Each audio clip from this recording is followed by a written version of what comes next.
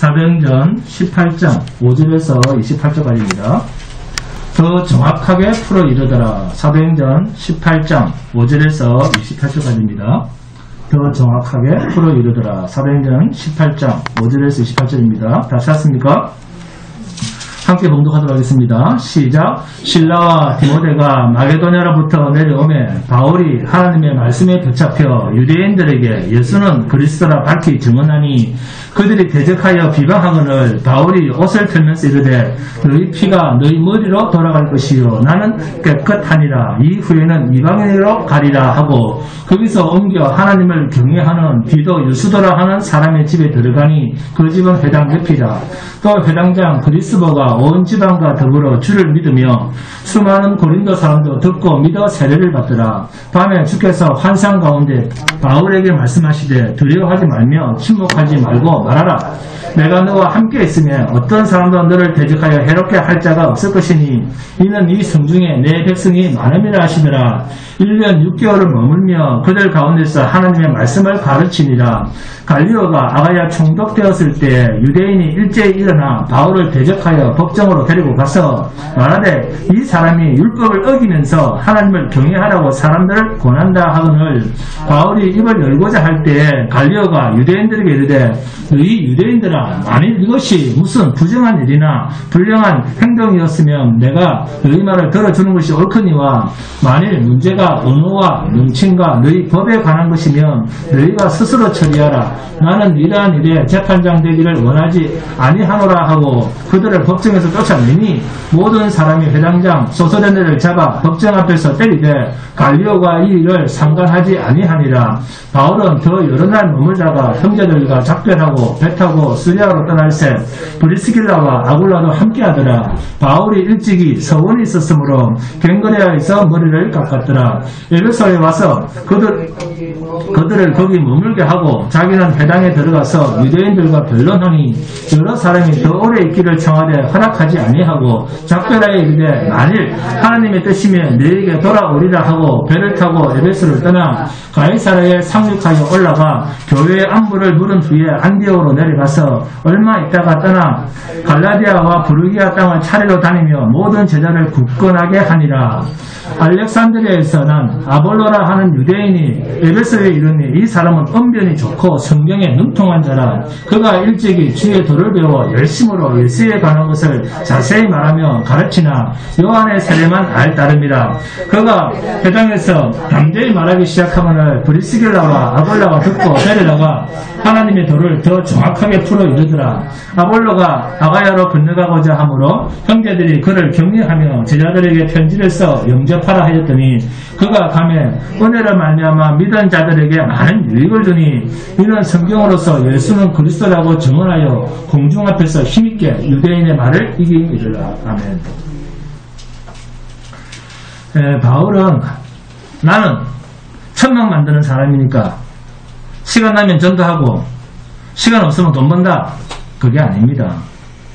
성도의 일은 항상 부업이고 죽으나 사나 주의 뜻으로 사용되어지는 인생, 이게 주업입니다. 아멘. 본문 5절에 바울이 하나님의 말씀에 붙잡혀, 얼마나 멋진 성도입니까? 하나님의 말씀에 붙잡혀. 여러분도 바울처럼 하나님의 말씀에 붙잡혀 사는 사람이 되시길 바랍니다. 그런데 유대인들은 사도 바울의 복음을 듣고는 본문 6절입니다. 그들이 대적하여 비방하거늘. 똑같은 유대인인데 한 사람은 말씀에 붙잡혀서 자신의 인생을 안 살고 하나님의 인생을 사는데, 똑같은 유대인인데 다른 사람은 하나님의 말씀을 듣고 대적하며 비방을 합니다. 그래서 바울은 그들을 향해 바울이 옷을 털면서 이르되 너희 피가 너희 머리로 돌아갈 것이요 나는 깨끗하니라. 이후에는 이방인에게로 가리라 하고, 너희가 나를 죽이려고 그렇게도 핍박했지만 그렇게 하는 짓이 결국 너희에게 저주로 돌아갈 것이다. 그 말입니다. 고린도는 우리나라처럼 삼면이 바다입니다. 게다가 무역이 활발한 도시고 돈도 많습니다. 또 유흥문화가 발달되어서 도덕적으로 타락한 도시입니다. 게다가 우상이 가득한 곳입니다. 돈 많고 윤리 도덕적으로 타락했고 바울을 방해하는 반대 세력도 있고 우상 숭배를 하는 곳입니다. 이런 곳인데 어떻게 복음이 전해지겠습니까? 그런데도 하나님께서는 바울에게 본문 9절에서 11절입니다. 함께 봉독합니다. 시작. 밤에 주께서 환상 가운데 바울에게 말씀하시되 두려워하지 말며 침묵하지 말고 말하라. 내가 너와 함께 있으면 어떤 사람도 너를 대적하여 해롭게 할 자가 없을 것이니 이는 네 성중에 내 백성이 많음이라 하시더라. 1년 6개월을 머물며 그들 가운데서 하나님의 말씀을 가르치니라. 아멘. 여기에 내 백성이 많으니까 너는 여기서 오랫동안 머물러야 돼. 내가 너를 아무도 손대지 못하도록 하겠다. 놀랍죠? 그러니까 하나님은 때를 따라 도우시는 은혜가 있습니다. 바울은 고린도에서 1년 6개월을 머뭅니다. 하나님께서 바울을 다른 곳에서는 핍박을 받고 또 다른 곳으로 가서는 하나님이 예비하신 백성을 만나게 하시더니 고린도에서는 오랫동안 머물러 있어야 할 필요가 있어서 1년 6개월 동안 뭐 하겠다? 아무도 너를 손대지 못하게 하겠다. 왜 고린도에서는 보호해 주시는가? 이 성에서는 내가 택하여야 될 백성이 많으니라. 내가 오래 머물러 사역해야 하느니라. 철저한 하나님의 방법입니다. 여러분, 하나님께서 저와 여러분에게 믿음을 주실 때 그 믿음 잘 보관했다가 내가 오라고 할 때 그것 가지고 와. 그게 아닙니다. 하나님께서 우리에게 믿음을 주신 이유는 그 믿음 속에서 하나님의 승리를 믿고 죽기까지 하나님께 복종하라는 것입니다. 이 말씀을 사도행전으로 적용을 하면 땅끝까지 내 증인이 되라. 이것이 우리에게 믿음을 주신 이유입니다. 그러므로 성도가 세상에 살면서 편안한 것을 추구하려는 생각만 가져도 그것은 하나님의 일을 생각하지 않는 불신앙에서 나온 독버섯, 독에서 나온 싹이구나 하는 것을 잊지 마시기 바랍니다. 신앙인이란, 성도란 예배당만 드나드는 사람이 아니라 하나님의 계획과 하나님의 목적과 하나님의 목표를 자기 인생에 담아서 사는 사람입니다. 하나님께서 고린도에서 바울에게 내가 너를 지켜준다. 아무도 너를 대적하거나 해롭게 할 자가 없다. 라고 말씀하신 이유는 바울을 지켜주는 겁니까? 아니면 하나님께서 택하신 자기 백성들을 구원하시기 위한 하나님의 일을 하시기 위해서 지키신다는 말입니까? 그렇습니다. 바울을 보호해 주시려고 하시는 것이 아니라 고린도에 있는 많은 하나님의 백성들을 구원의 자리에 굳게 세우기 위해서 바울에게 하나님이 함께 해 주시는 것입니다. 여러분, 이렇게 바울에게 함께 하시는 하나님이 여러분에게도 함께 하신다는 사실을 인정하시기 바랍니다. 자, 그렇다고 하면 우리에게는 불평이나 원망 등은 있을 수가 없습니다.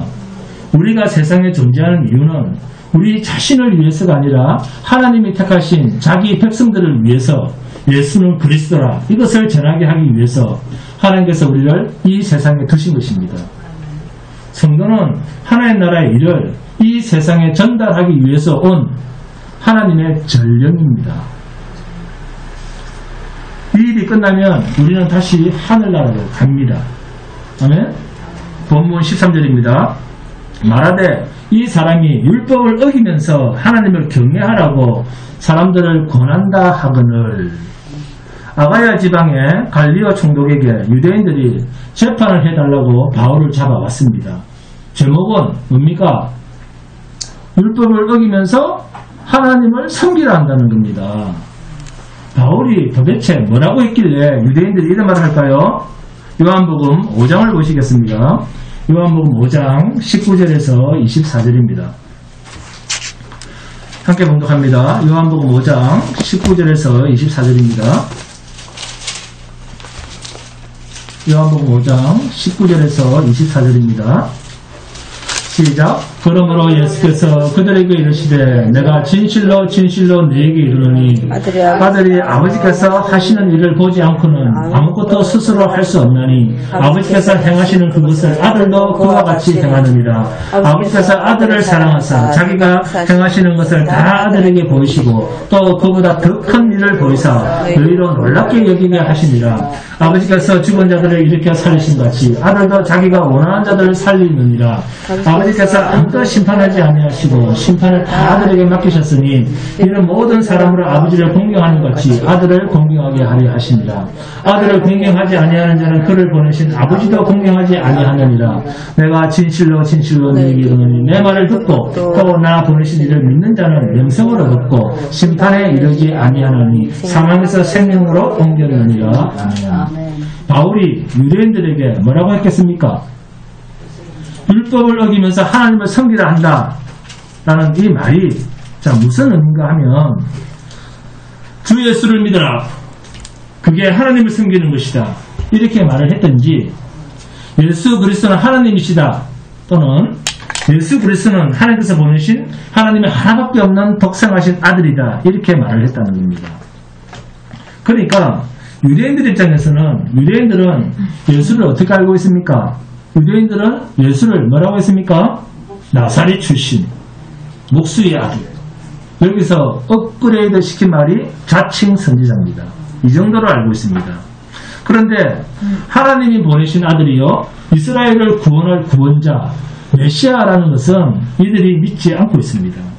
그런데 예수님은 뭐라고 합니까? 나를 공경하는 것이 곧 하나님을 아버지로 공경하는 것이요 내 말을 듣는 것이 곧 하나님의 말씀을 듣는 것이다 이렇게 말씀을 했습니다. 바울은 바로 이 말씀에 준해서 주 예수를 믿어라, 그래야만 너와 내 집이 구원을 얻으리라. 아멘. 그러나 유대인들 입장에서는 하나님 앞에서 율법을 통해서만 구원을 말하는데 바울은 주 예수를 믿으면 구원을 얻는다 그럽니다. 그리고 주 예수는 하나님이요 하나님이 보내신 하나밖에 없는 아들이다 이러니까 유대인들 입장에서는 구원에 관해서도 율법을 어기는 거죠.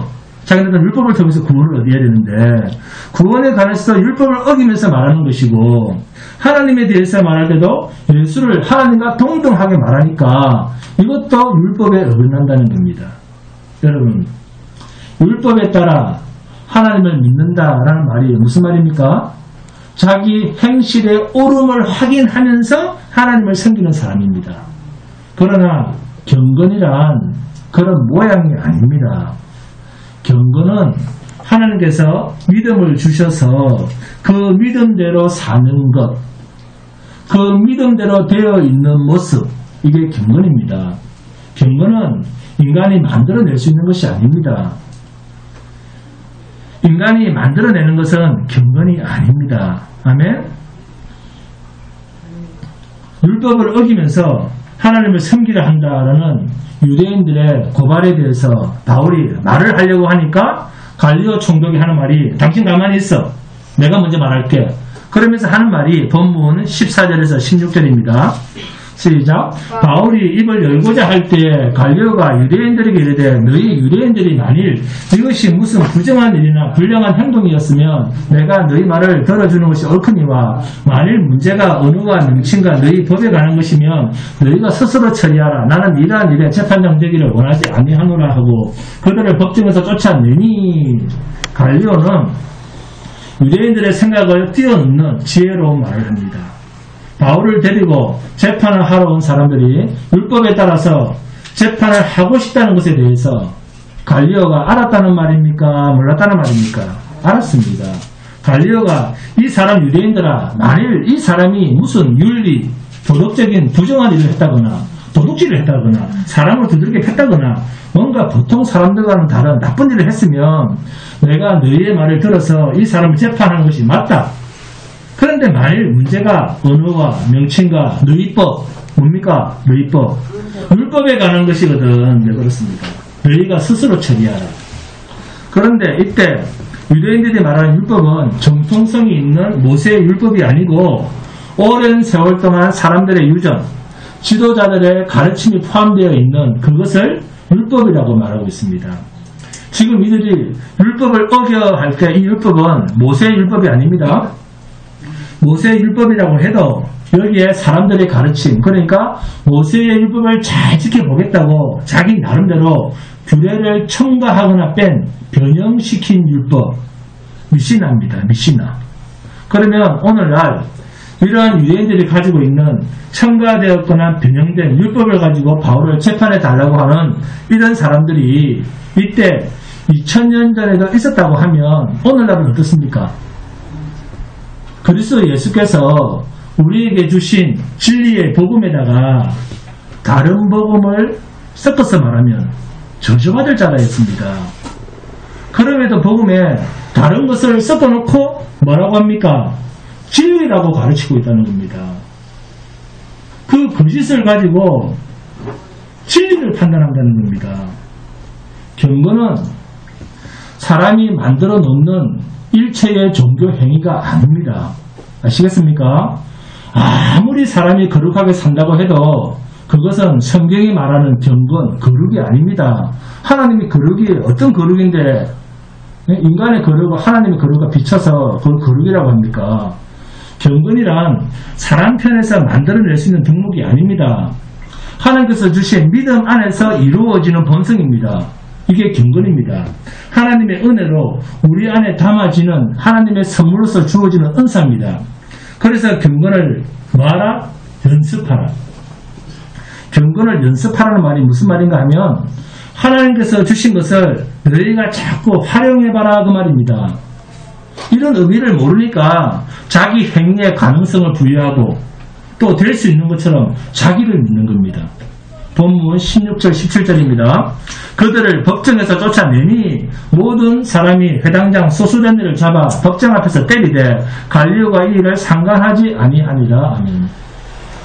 총독 갈리오가 유대인들을 쫓아냈을 때 사람들이 소수대들을 잡아서 때립니다.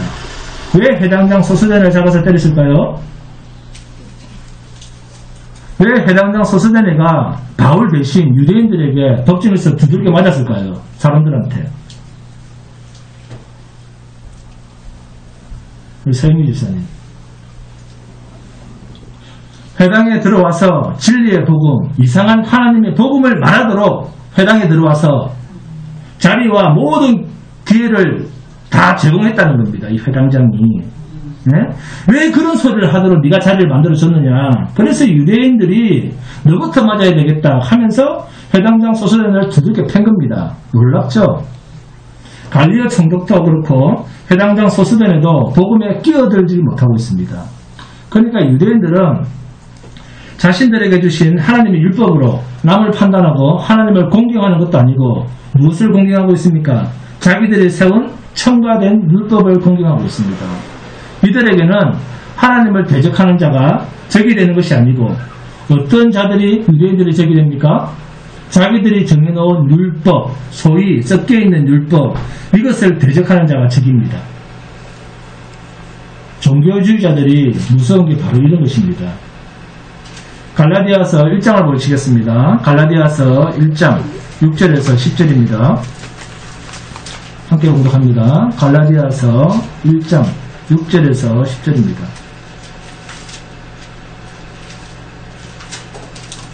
갈라디아서 1장 6절에서 10절입니다. 시작. 그리스도의 은혜로 너희를 부르신 이를 이같이 속히 떠나 다른 복음을 따르는 것을 내가 이상하게 여기노라. 내가 너희에게 예수만 가르쳤는데 이상하게 그 거짓 복음에는 너희들이 잘 따르는구나. 이상하게 진리에는 속히 떠나서 다른 복음을 잘 쫓아가네. 그 말이죠. 네? 7절입니다. 다른 복음은 없나니 다만 어떤 사람들이 너희를 교란하여 그리스도의 복음을 변하게 하려 합니다. 그러나 우리나 혹은 하늘로부터 온 천사라도 우리가 너희에게 전한 복음 외에 다른 복음을 전하면 저주를 받을지어다.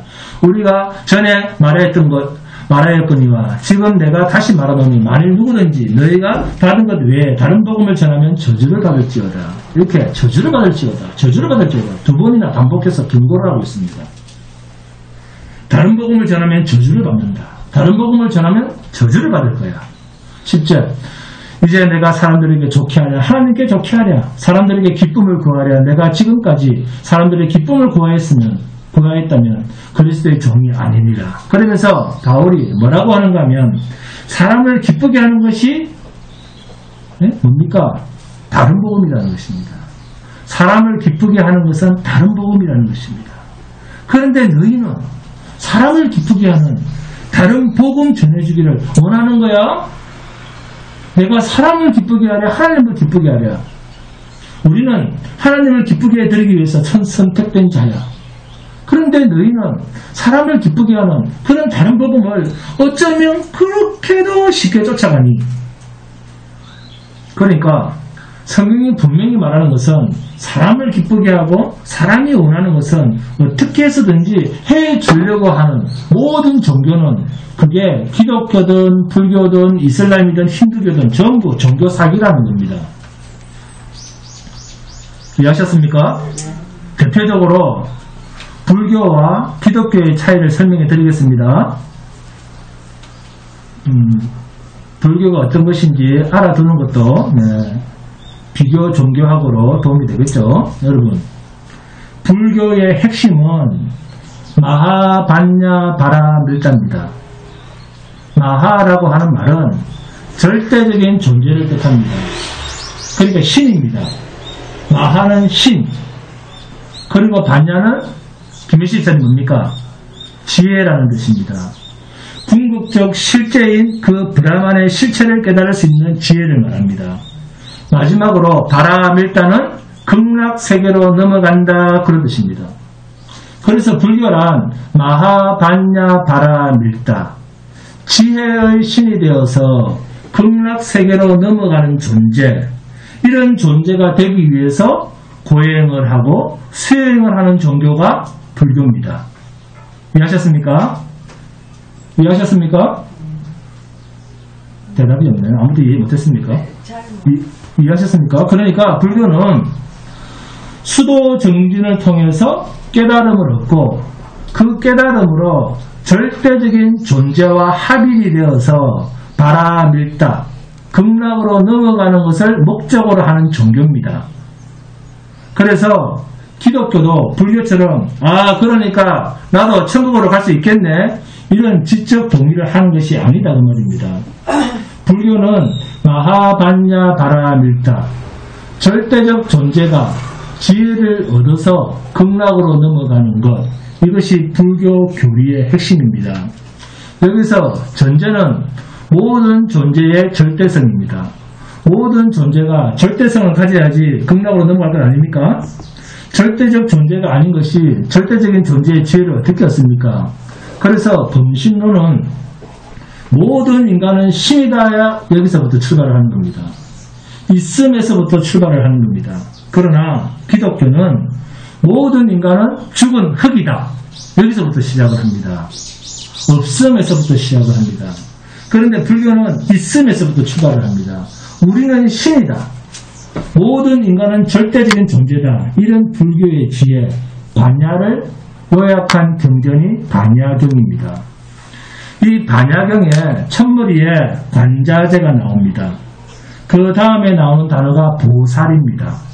관이라는 말은 본다라는 말이고, 자재라는 말은 스스로 있는 시인, 그런 뜻입니다. 그러니까 불교에서는 사람을 보살이라고 합니다. 그래서 보살님 이렇게 부르는 거예요. 그러니까 보살은 스스로 있는 신이 세상에 나타난 것이다, 이 말이 관자재 보살입니다.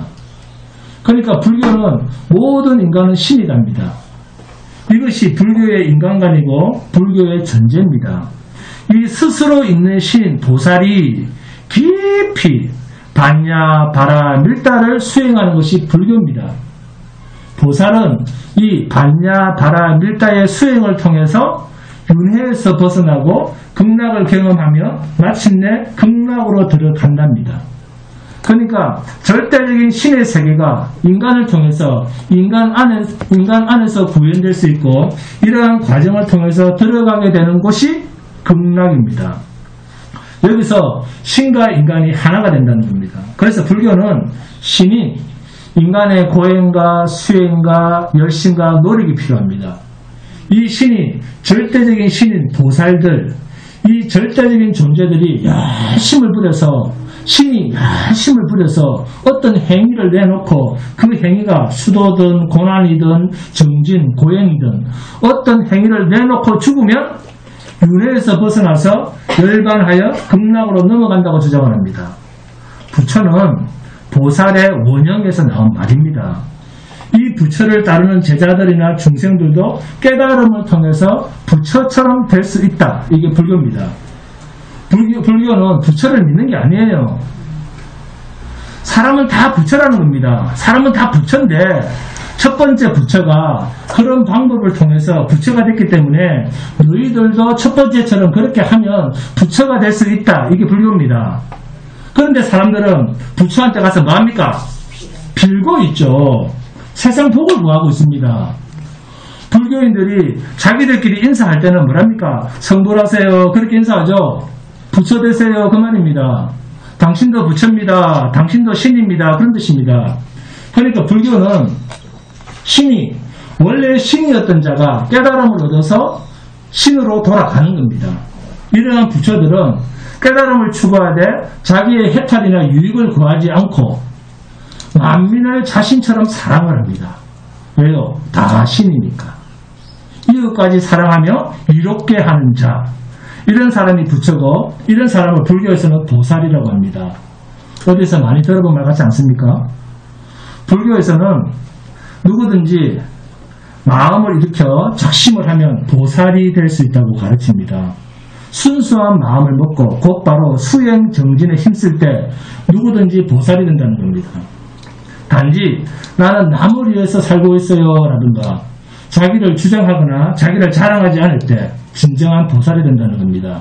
그러니까 불교는 석가를 신앙하고 숭배하는 종교가 아닙니다. 석가를 신앙하고 숭배하는 종교가 아니라 보살들의 맏아들격인 석가모니처럼 반야, 지혜를 깨달아서 두 번째, 세 번째 이렇게 자기가 석가가 되는 겁니다. 그런데 이런 불교가 토속신앙, 무당, 샤머니즘 여기가 샤머니즘에 탁 먹혀버리니까 불교가 되지 않는 거예요. 불교도 이 세상에서 복을 받기 위해서 연등 달고 삼천배를 할 때 기와장을 사서 올리고 하는 이런 무당 작교가 된 겁니다. 원래 불교의 의도는 그게 아니에요. 그런데 기독교도 마찬가지입니다. 그런데 이런 기독교도 이런 무당 작교처럼 생각하는 사람들이 교회 안에 많아도 너무 많습니다. 만약에 이런 무당 작교가 기독교라면 뭐하러 예수를 믿습니까? 천국, 극락 이름만 다르지.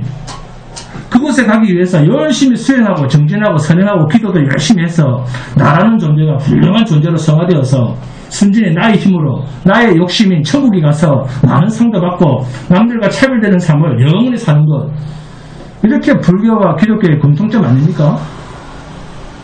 여러분, 기독교는 여러분이 변화되는 게 아니에요.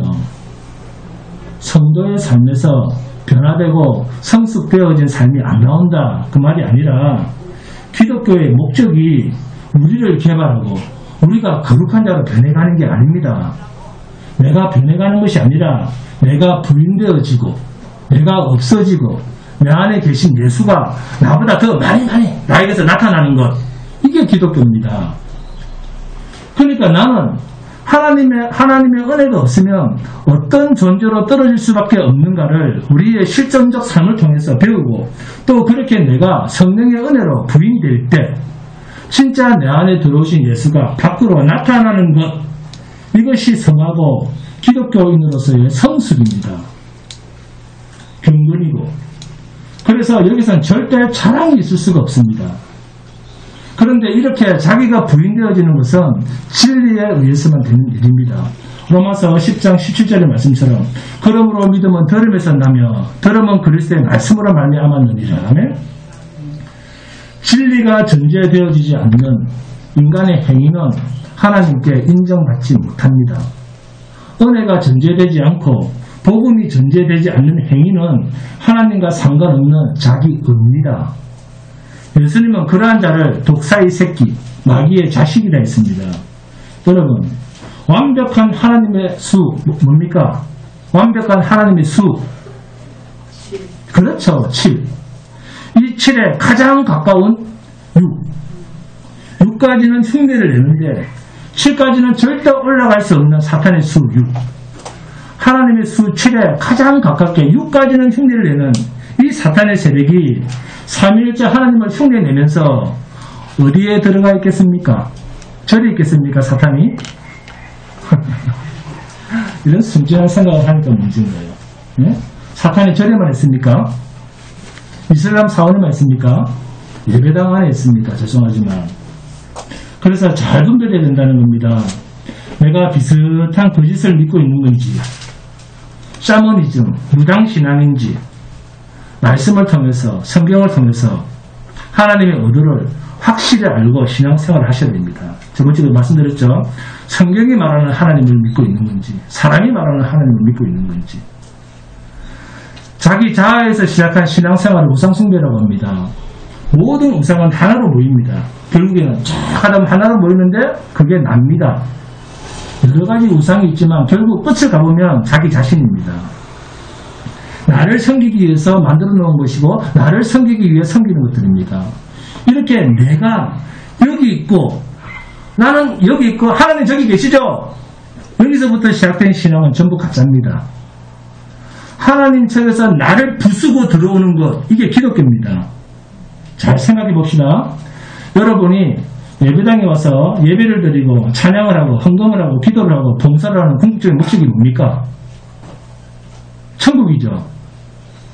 천국이 없었으면 교회 안 오시죠. 누구의 천국입니까? 나의 천국이죠. 결국은 나라니까요. 가보면. 그러니까 우상숭배를 하고 있다는 거예요. 그게. 그러면 이런 종교 행위의 주인공이 누굽니까? 결국 또 납니다. 자기 자신입니다. 이것을 우상숭배라는 거예요. 아버지가 내 안에 내가 아버지 안에, 아버지가 하나가 돼야 되는데 우리는 항상 내가 따로 있어. 성도는 하나님의 은혜를 드러내고 하나님은 어떤 분이시며 그분의 사랑과 은총이 어떤 것인가를 드러내는 역할을 하기 위해서 이 세상에 존재하는 사람입니다. 그럼에도 불구하고 나의 천국을 생각하고 내 상도 다른 사람은 어떻게 되든지 말든지 나의 변화만 생각하고 나만 목적하는 것은 우상숭배입니다. 여러분, 자기 멋대로 할 수 있는 존재를 뭐라고 합니까? 왕이라고 합니다. 그래서 모든 만물을 다스리는 존재도 왕입니다.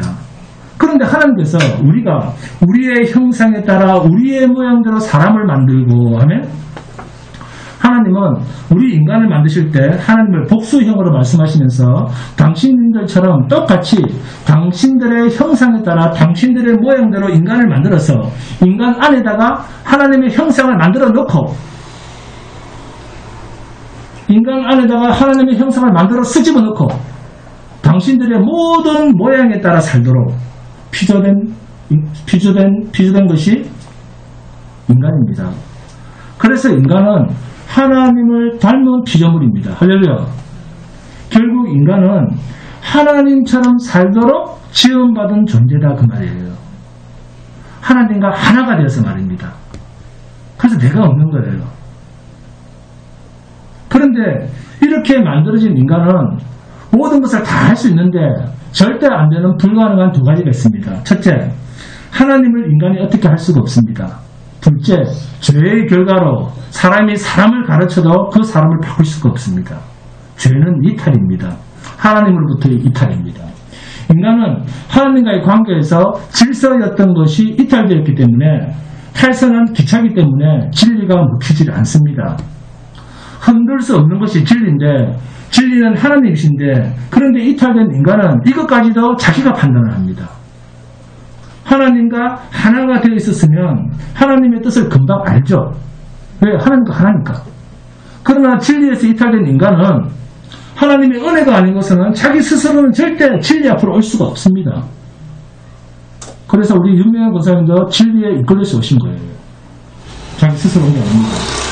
사탄이 역사하는 것을 하나님께서 내버려 두셨는데 인간이 그것을 어떻게 하겠습니까? 하나님의 은혜가 없인 아무리 힘도 못 쓰죠.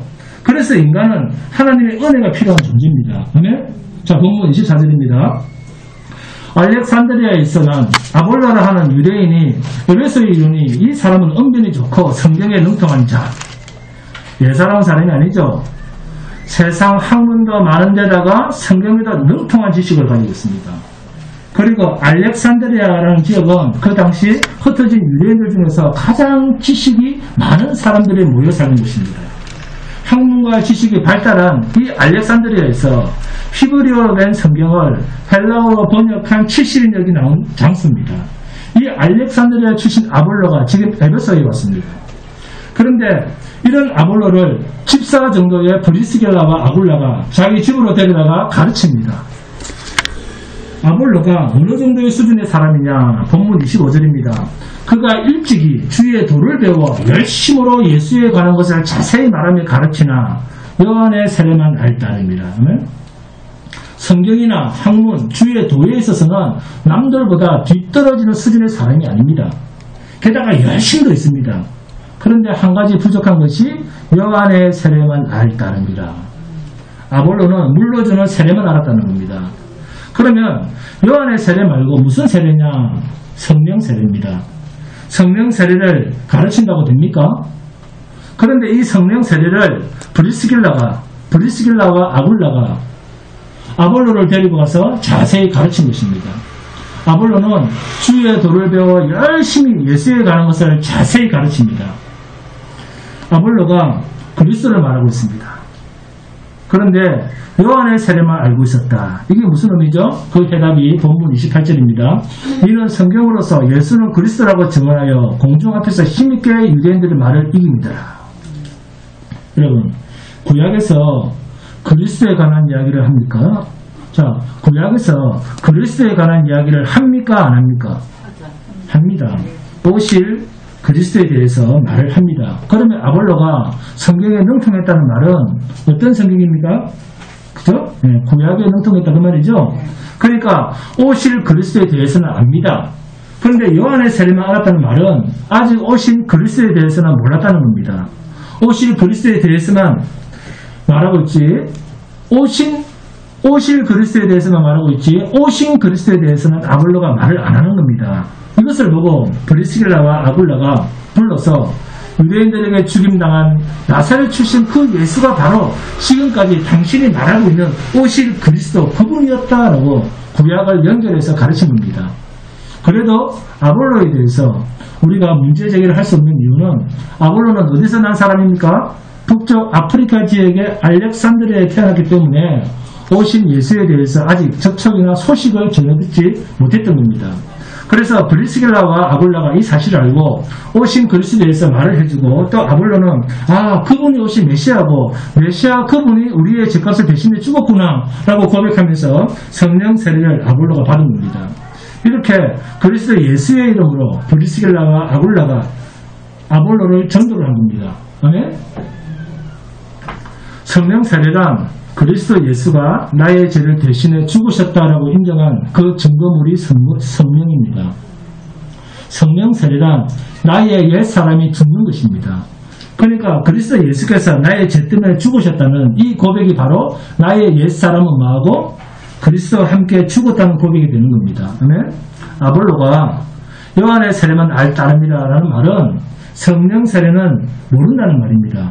또 성령 세례는 어떤 자들에게 임한 증거물이냐 하면 예수가 그리스도라, 하나님이신 분이 내 죄 때문에 이 땅에 오셔서 내 죄 때문에 죽으셨다는 것을 내가 고백하고 인정하는 것에 대한 증거로 우리 안에 성령이 오시는 겁니다.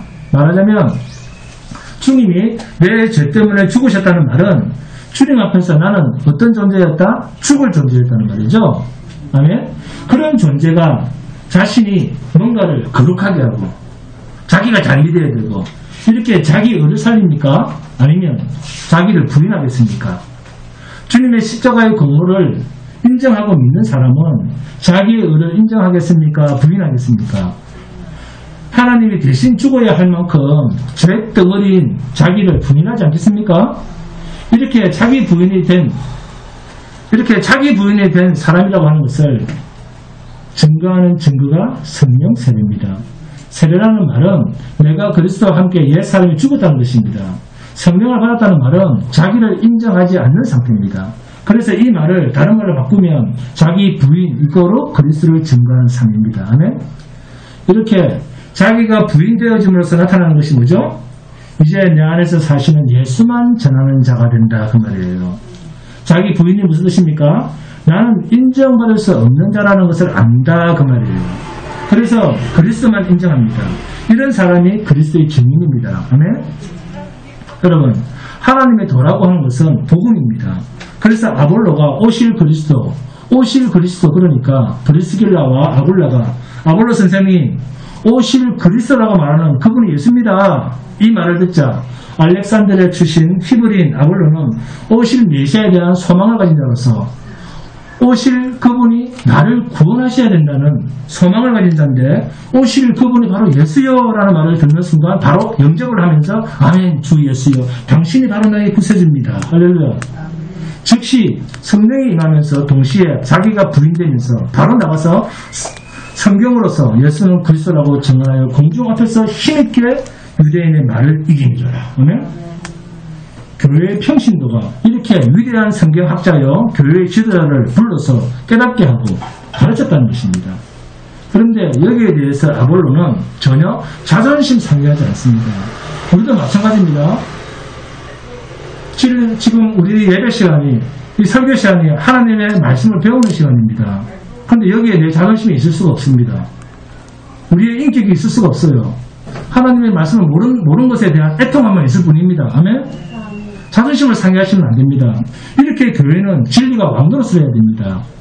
어린아이가 말을 할지라도 그 아이의 입에서 진리가 선포되면 아이의 말도 귀담아 들어야 됩니다. 이게 교회입니다. 교회는 계급이 아닙니다. 나이 순서도 아니요, 돈 많은 순서도 아니요, 권력 순서도 아니요, 인물 순서도 더더욱 아닙니다. 여러분, 오늘 우리는 초대교회 안에 브리스길라와 아굴라라고 하는 신실한 사람을 두심으로 이방에서 태어나서 메시아를 기다리고 있는 한 영적 지도자를, 교회 안의 지도자를 하나님께서는 일반 성도를 시켜서 아볼로를 복음으로 초대하는 이러한 하나님의 일하심을 우리가 확인했습니다. 성도는 이런 의미에서 목사나 장로나 권사나 집사나 일반 성도나 모두 자존심을 먹고 사는 사람이 아니요 그리스도를 먹고 사는 성도라는 것입니다. 그리스도의 진리가 임하면 그 상대가 누구가 되었든 그 상대가 어린아이든 어른이든 남자든 여자든 잘났든 못났든 가난하든 부하든 상대가 진리를 말하면 그 앞에서 두 손을 들고 진리 앞에서 감격할 수 있는 그러한 공동체가 교회입니다. 우리도 이렇게 되기 위해서는 날마다 십자가 앞에서 자신이 부인되어지는 낮아진 자세가 필요합니다. 남을 나보다 낮게 여기는 그리스도의 정신으로 살아야 됩니다. 이런 진리에 대한 낮아짐의 은혜가 주안교회에 속한 우리 모두에게 성령으로 충만하시기를 주님의 이름으로 축원드립니다. 찬송하겠습니다.